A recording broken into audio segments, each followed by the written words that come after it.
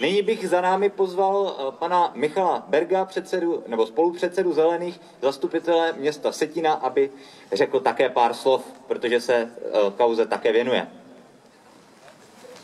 Tak dobré odpoledne. Já jsem si nikdy nemyslel, že o 2:30 na náměstí v Valašském Meziříčí se budu účastnit takto zajímavé demonstrace kombinované se Spartakiádou a vánočními trhy, ale je to důležité, že jsme tady a že jste tady a jsem za to rád. Já jsem ze Vsetína, Vsetín má s Valmezem často jako rivalitu, ale myslím si, že je jedna věc, která nás spojuje, a to je řeka Bečva, a proto co je možné udělat pro to, aby se taková věc už neopakovala, tak jsme přišli na 3 zásadní věci. První je ta, že u nás jsou velmi nízké, respektive mírné limity pro firmy, pro to, co můžou do naší přírody vypouštět. Ve srovnání s vyspělým světem, s Německem a jinde, ale i se Slovenskem, u nás můžou firmy vypouštět mnohem více chemikálií. No, taky možná proto.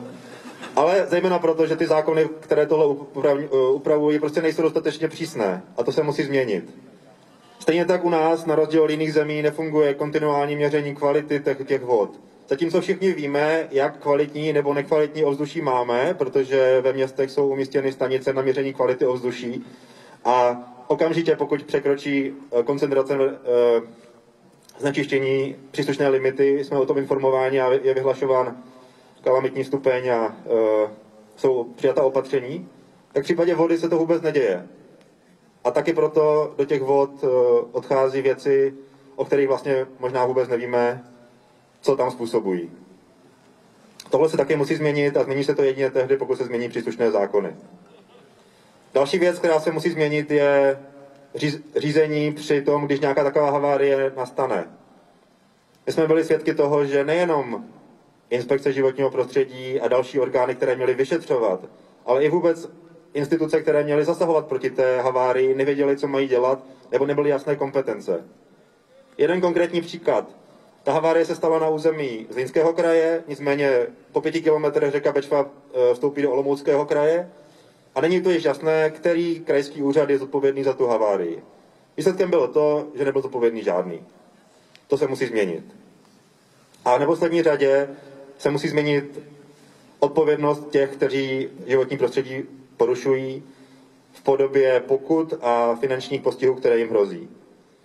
Když si vezmeme podobné situace, jako byla na Bečvě, už tady zmínil předřečník, havárie Draslovky v Kolíně, tam byla pokuta 2 miliony korun.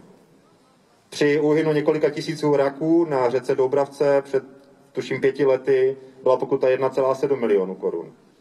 A dokonce úplně nejnovější zpráva v Plzni, kde chemikálie z dřevařské firmy znečistily řeku Úhlavu a jen velmi šťastným zásahem na vodárně nebyla ohrožena pitná voda pro celé město Plzeň, tak policie případ odložila, protože se vůbec nepodařilo dokázat, že někdo tu vodu znečistil, protože ta firma se k tomu v podstatě přiznala. Tresty, které našim firmám za znečištění životního prostředí hrozí, jsou v porovnání s tím, jak nebezpečné chemikálie v nich jsou, velmi nízké. Zákon, který u nás má řešit ekologickou újmu, tedy vyčíslení toho, jak moc ta firma konkrétní biotop nebo konkrétní ekosystém poničí, u nás od roku 1992 nebyl přijat a i ty předpisy, které máme, jsou nedostatečné. My jsme z toho důvodu spustili petici, která se věnuje právě tady tomuhle, jmenuje se Spravedlnost pro Bečvu, najdete ji na webu spravedlnostprobečvu.cz a ve spolupráci i tady s přítomnými panem senátorem Orlem a paní senátorkou Seitlovou se snažíme identifikovat, které zákony bude potřeba změnit, abychom právě těmhle věcem předcházeli.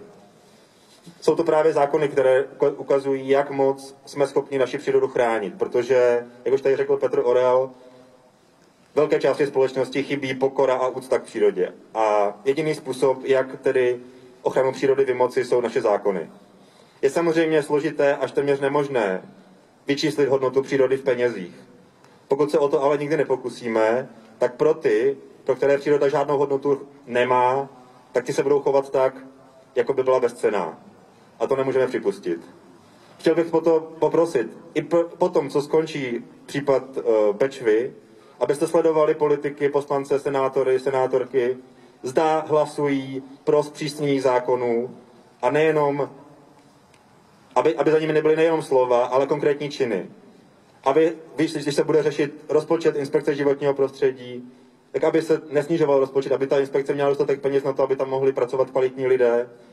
Stejně tak, když se budou zpřísňovat limity vypouštěných látek, tak aby ti poslanci, kteří v tuhle chvíli stojí za Bečvou, stáli za těmi zákony taky.